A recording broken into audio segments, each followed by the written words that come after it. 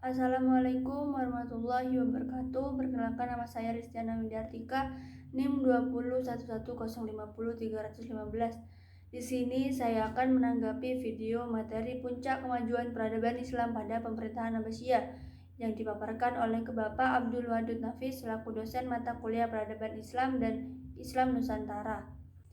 Video yang sudah dipaparkan oleh beliau sudah cukup bagus dan jelas serta dapat mudah dipahami. Dibuktikannya dengan teks yang ada dalam video sudah cukup. Dari materi yang dijelaskan beliau antara lain berdirinya Pemerintahan Abbasiyah. Pemerintahan Abbasiyah didirikan oleh Abdullah As-Saffah Muhammad bin Ali bin Abdullah bin Al-Abbas pada tahun 104 sampai 136 Hijriah.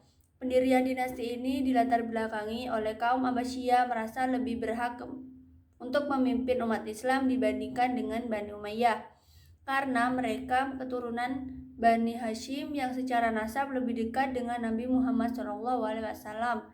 Tiga poros utama dalam mendirikan dinasti Abbasiyah yaitu Humaimah atau Yordania dijadikan pusat perencanaan, Kufah atau Irak sebagai kota penghubung, dan Khurasan sebagai pusat gerakan praktis. Orang-orang yang berpengaruh dalam pencapaian berdirinya peradaban pada Bani Abbasiyah antara lain yang pertama Abul Abbas As-Saffah 132 sampai 136 Hijriah atau 749 sampai 754 Masehi.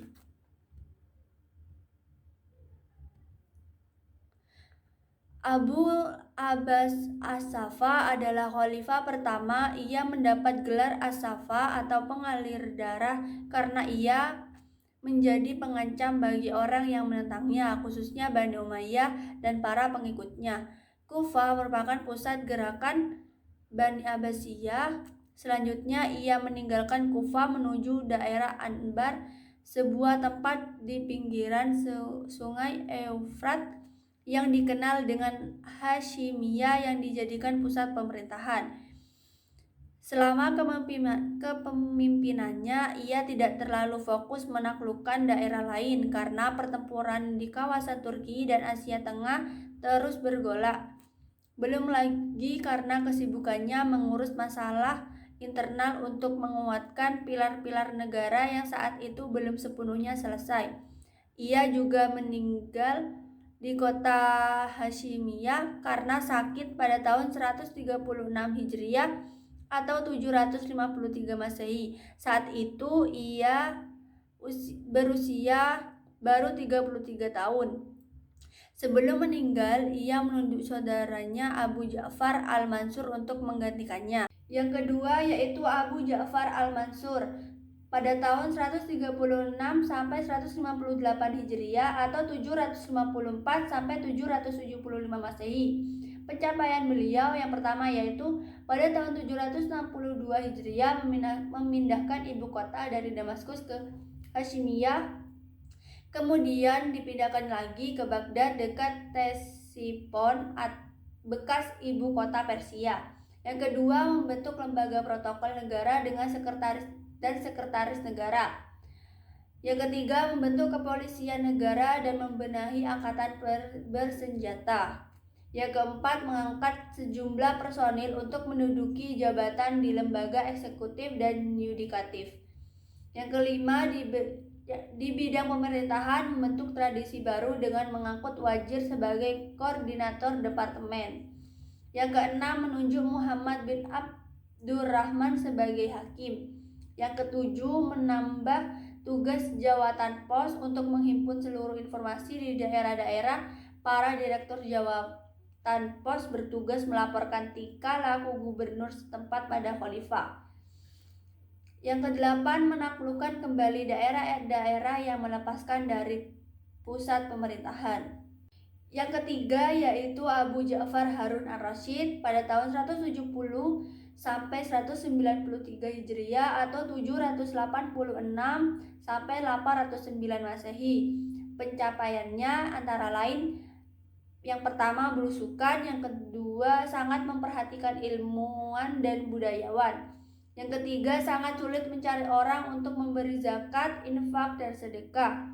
Yang keempat, semua masyarakat merasa aman untuk keluar tengah malam. Yang kelima, sangat mementingkan sarana prasarana. Yang keenam, sangat giat menerjemahkan buku-buku asing.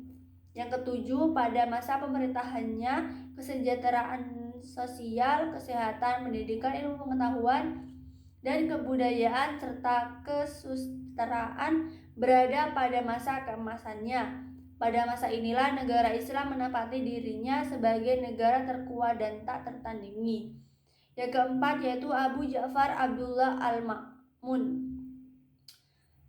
Pada tahun 198 sampai 218 Hijriah atau 813 sampai 833 Masehi. Pencapaiannya yaitu yang pertama, pertanian berkembang pesat. Yang kedua, kafilah-kafilah datang kembali ramai. Yang ketiga, lintas dagang dengan Tiongkok melalui dataran tinggi Pamir atau Silk Road dan jalur laut atau Sea Routes dari Teluk Persia kembali ramai.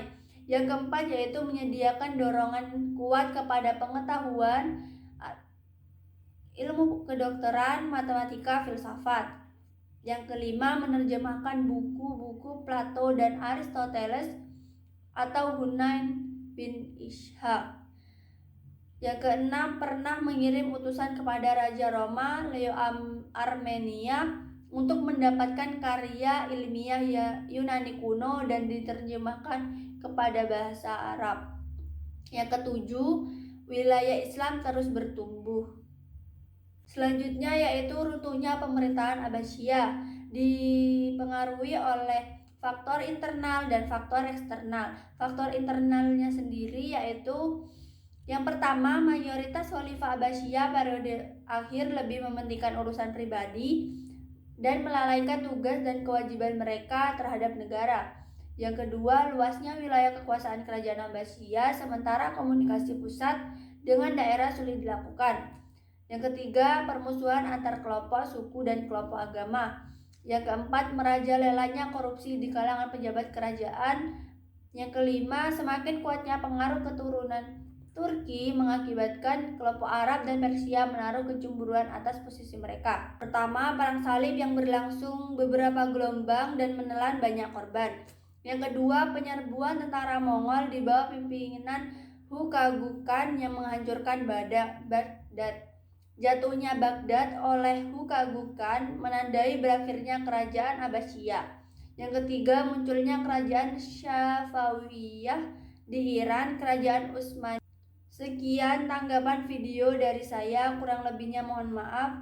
Wassalamualaikum warahmatullahi wabarakatuh.